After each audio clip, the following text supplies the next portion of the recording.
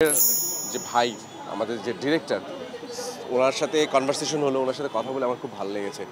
উনি যেইভাবে গল্পটাকে ব্রিফ করেছেন, যে ধরনের কন্টেন্ট উনি আসলে করতে চাইছেন, সেইটা আমার জন্য একটু নতুন। আমি এই ধরনের কন্টেন্ট এর আগে করিনি।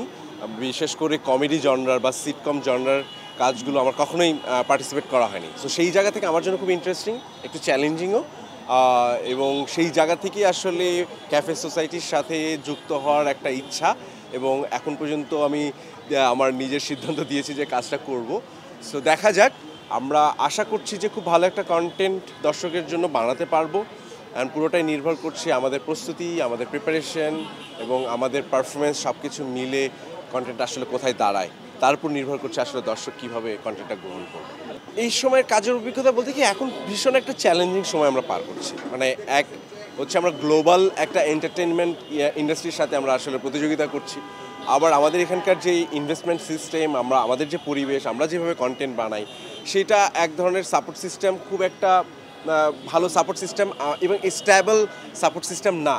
তো ওই রকম একটা গ্লোবাল প্ল্যাটফর্মের সাথে আমাদের প্রতিযোগিতা করা, আমাদের অভিনেতাদের, আমাদের ডিরেক্টরদের, আমাদের প্রডিউসারদের এই প্রতিযোগিতায় নামতে হয়েছে। কারণ দর্শকের হাতে হচ্ছে এখন কন্টেন্ট, যে কোনো কন্টেন্ট সে চাইলেই দেখতে পারে। সো আমি চাইলেই যে কোনো কিছু তাকে দিতে পারবো না, বা দিলেও সে আসলে ওটা গ্রহণ করবে না, সে আসলে ছেড়ে দিবে। সো আমাদের যে সাপোর্ট সিস্টেম আছে, তার মধ্যে থেকে আসলে কাজগুলো করতে হচ্ছে, এবং সেখানেও আমাদের সর্বোচ্চ নজর রাখতে হচ্ছে যে কতটুকু ভালো করা যায়।